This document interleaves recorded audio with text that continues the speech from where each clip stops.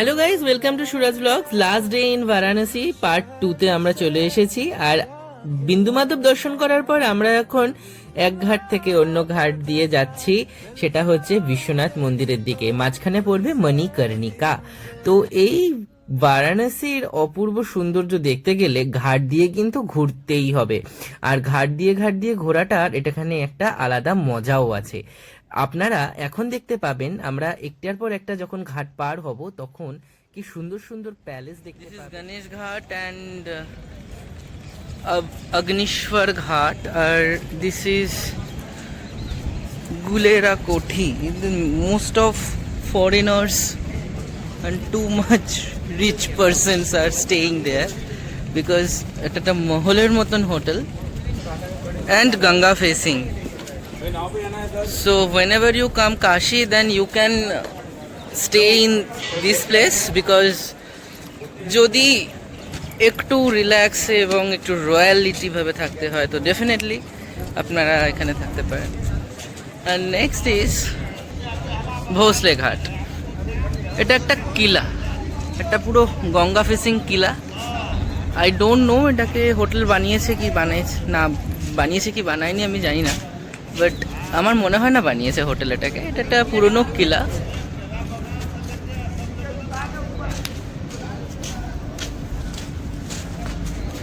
and it's also Ganga facing. All are Ganga facing. This is Ganga Mahal Ghat.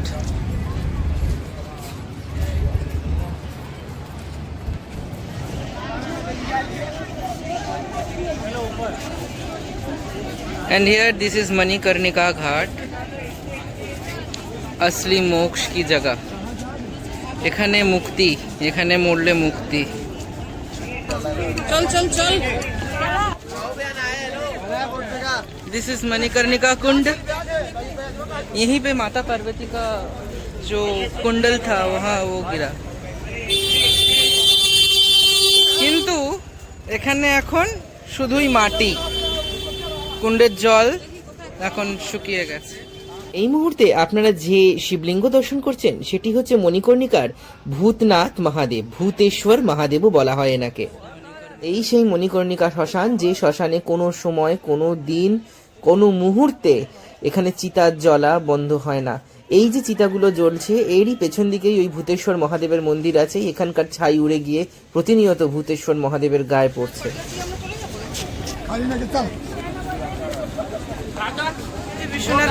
Biswanath corridor থেকে এখন সোজাসুজি দেখতে পাবেন বিশ্বনাথ মন্দির। দেব দর্শন তুললো তো অবশ্যই দর্শন করুন, কারণ মন্দির তো ফোন অ্যালাউ নয়, বাইরে থেকে করছি।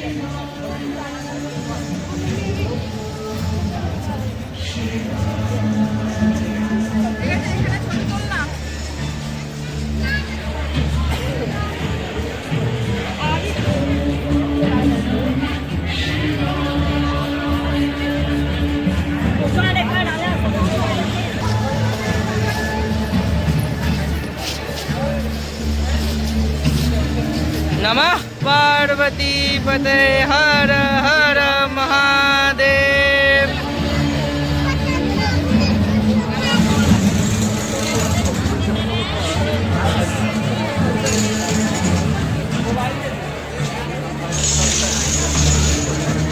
অহল্যাবাই হোলকার, যিনি বিশ্বনাথকে গঙ্গা থেকে তুলে এনেছিলেন স্বপ্নাদিষ্ট হয়ে, ইনি অনেক জায়গায় জ্যোতির্লিঙ্গের কাজ করেছেন।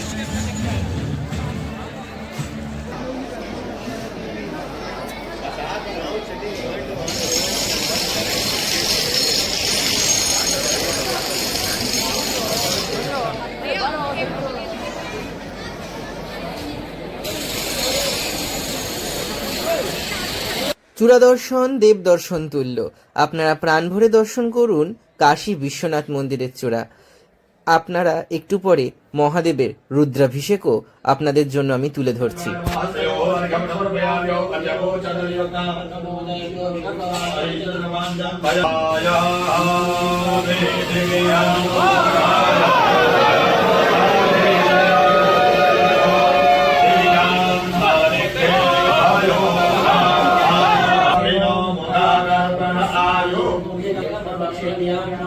Devi मृतदादिवाय नमः घटस्नानं दुर्व्यामि घटस्नानान्ते शुद्धोदकस्नानं दुर्व्यामि शुद्धोदकस्नानान्ते आत्मलीयं जलं ॐ मरुत्पाकारिकाय ते हरितो देवादेवमेतदादिवाय नमः मृतदादिस्नानं नमः शिवाय च शिवतराय तो देवादि विश्वेश्वरां दादिवाय नमः लक्ष्मणान्ते द्राक्षमानां समर्पयामि ॐ क्रियाया यादाहे सुगान्धे पाति मे दानानुवानतो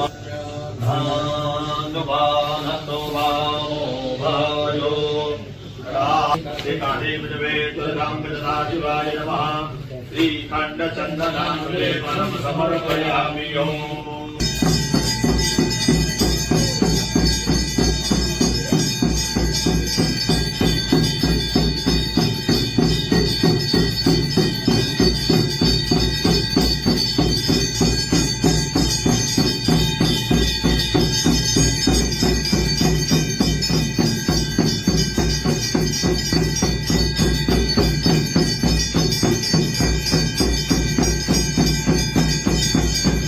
আমার মনে পড়ে যায় 2019-এর কথা।